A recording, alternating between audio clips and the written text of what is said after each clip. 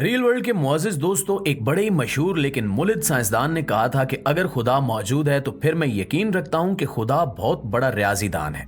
याद रखिए कि मुल्हिद उस शख्स को कहते हैं जो खुदा पे यकीन नहीं रखता और जो ये समझता है कि ये कायनात खुद ब खुद वजूद में आ गई है। इस साइंसदान के ये कहने के पीछे एक बहुत बड़ी वजह थी और वो वजह इस कायनात में फैले हुए असरार के पीछे पोशीदा है। इसी वजह को लेकर आगे चलते हुए साइंसदान एक बड़े मसले पर हैरान है।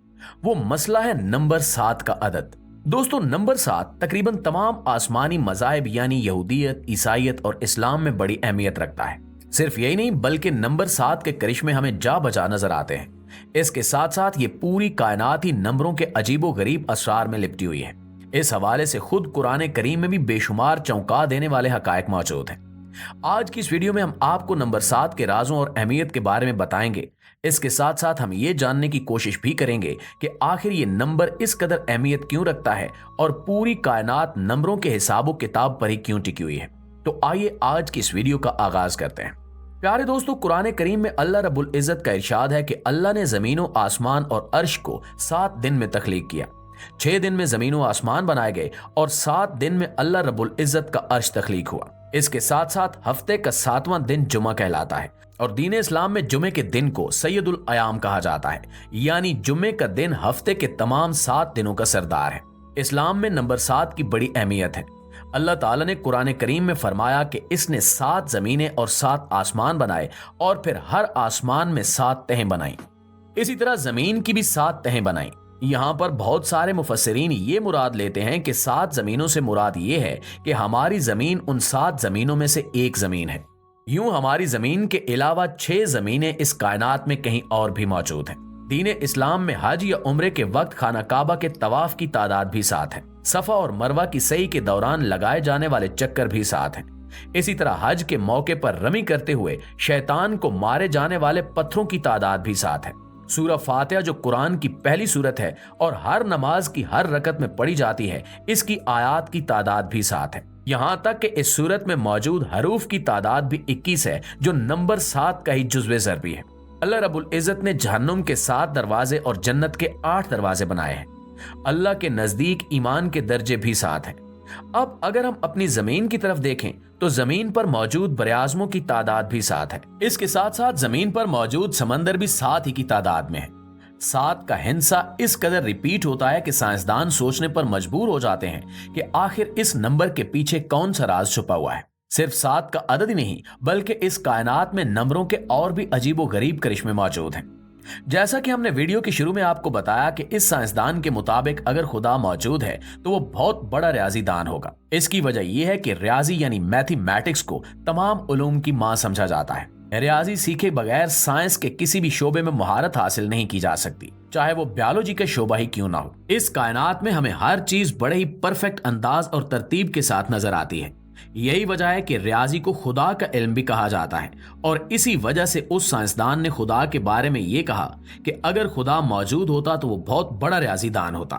इस बारे में अल्लाह रब्बुल इज्जत सूरह यासीन में इरशाद फरमाते हैं कि चांद और सूरज जमीन के साथ साथ अपने मुकर्रर करदा मदारों में तैर रहे हैं और ये मुकर्रर करदा हिसाबो किताब अल्लाह की तरफ से है। एक और आयत में सूरह यासीन में अल्लाह रब्बुल इज्जत का इरशाद है कि अल्लाह करीम बड़े ही जबरदस्त हिसाबो किताब और हिकमत रखने वाले हैं। यानी ये बात जाहिर है कि अल्लाह रब्बुल इज्जत ने वाकई इस कायनात की तख्लीक में रियाजी के बड़े बड़े करिश्मे रख दिए हैं। साइंसी दुनिया में एक नंबर बहुत मशहूर है जिसे खुदा का नंबर भी कहते हैं और ये नंबर गोल्डन रेशो के नाम से भी जाना जाता है। गोल्डन रेशो वो रेशो है जिसके मुताबिक ये तमाम कायनात तख्लीक की गई है। गोल्डन रेशो निकालने का तरीका यह है कि 2 मुसलसल छोटे नंबरों के स्क्वायर की आपसी रेशो बड़े नंबर के स्क्वायर की आपसी रेशो के बराबर हो। गोल्डन रेशो का यह नंबर 618.1 है। ये गोल्डन रेशो इस कायनात में मौजूद हर तरतीब और हर स्ट्रक्चर में नजर आती है, चाहे वो बड़ी बड़ी कहकशाएं हों, बड़े बड़े सितारे और निजाम शमसी हों, हमारी जमीन में मौजूद अनासिर की आपसी रेशो हो, पौधों के पत्तों में मौजूद खुलियों की आपसी रेशो हो, तमाम तर केमिकल कंपाउंड की आपसी रेशो और यहां तक कि इंसानी जिस्म में मौजूद खुलियों की भी आपसी रेशो बिल्कुल गोल्डन रेशो के बराबर है। यही वजह है कि इस गोल्डन रेशो को खुदा का नंबर भी कहा जाता है। नंबरों का ये हेर फेर और ये असरार और रमूज पूरी कायनात में फैले हुए हैं।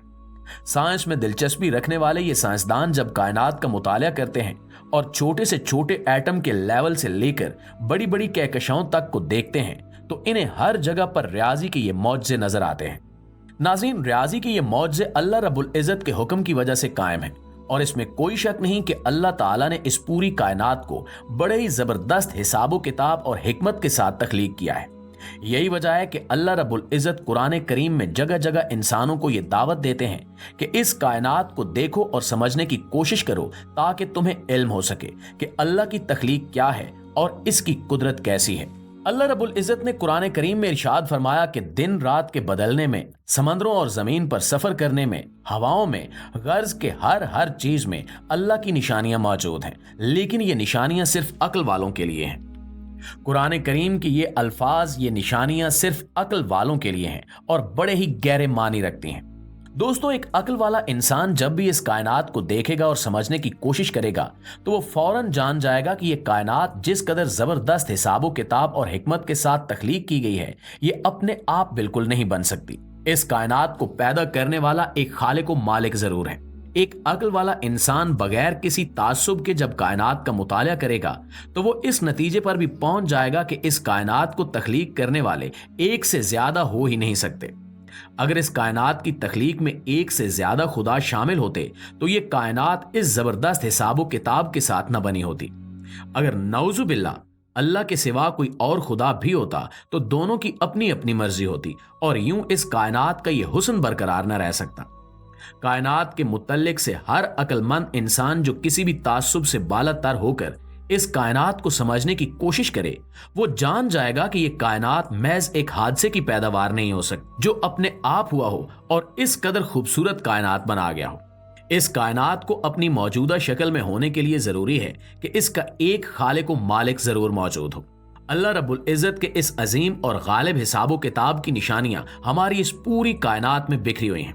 शर्त सिर्फ अक्लमंद होने की है और इन्हें समझने की है।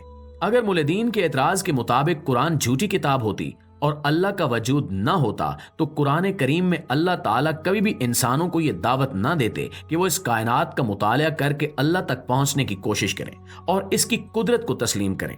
इसकी वजह यही है कि इस कायनात की हर शय में अल्लाह ताला के होने की और इसकी कुदरत की निशानियां मौजूद हैं। जहां तक नंबर 7 का ताल्लुक है तो इस बारे में बड़े से बड़े साइंसदान तो क्या बड़े बड़े उलमाए कराम और वलीउल्लाह भी नहीं समझ सके। इसकी वजह यही है कि नंबर 7 की ये पुरस्कारियत दरअसल अल्लाह ताला के राजों में से एक राज है और हम इंसान और हमारी टेक्नोलॉजी अब तक इस काबिल नहीं हो सके कि इस राज से पर्दा उठा सके और ना ही कभी इस काबिल हो सकेंगे, क्योंकि जो चीज अल्लाह ताला ने राज रखी हो उसे पूरी कायनात की ताकत को तस्खीर करके भी और उसकी मदद से भी जाना नहीं जा सकता।